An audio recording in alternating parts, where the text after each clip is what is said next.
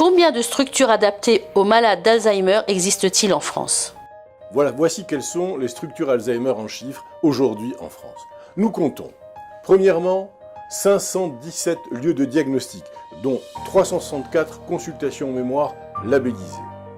Deuxièmement, un délai d'attente moyen existe pour une première consultation et il est de 50 jours.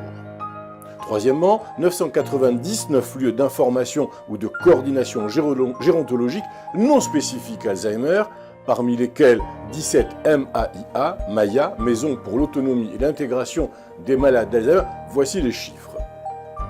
Quatrièmement, 1497 accueils de jour, regroupant 9676 places.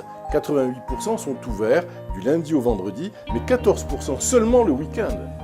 70% de ces centres mettent des limites à l'admission en accueil de jour, notamment pour les patients agressifs, dépendants physiquement et arrivés au stade sévère de la maladie.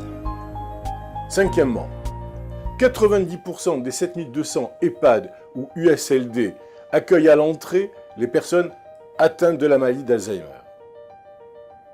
Sixièmement, parmi ces EHPAD ou USLD, 126 sont entièrement dédiés à l'accueil de ces personnes malades et 2158 autres disposent d'une unité spécifique Alzheimer.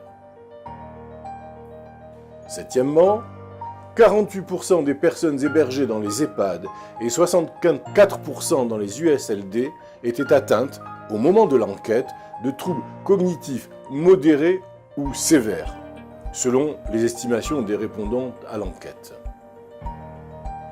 Huitièmement, 2000 dispositifs proposant des actions de soutien aux aidants, dont 418 associations relevant du réseau France Alzheimer. Neuvièmement, ainsi France Alzheimer est désormais présente dans 425 localités de France contre seulement 129 en 2003. D'autres dispositifs proposent des activités, des groupes de parole et du soutien psychologique. Les sources des chiffres que je viens de citer sont la Fondation Médéric Alzheimer. Ce sont des chiffres qui en disent long sur les besoins croissants des 850 000 malades Alzheimer et de leurs familles. Toutefois, la Fondation Médéric Alzheimer déplore encore des disparités géographiques sur le territoire national, et ce, en dépit d'évolutions très positives.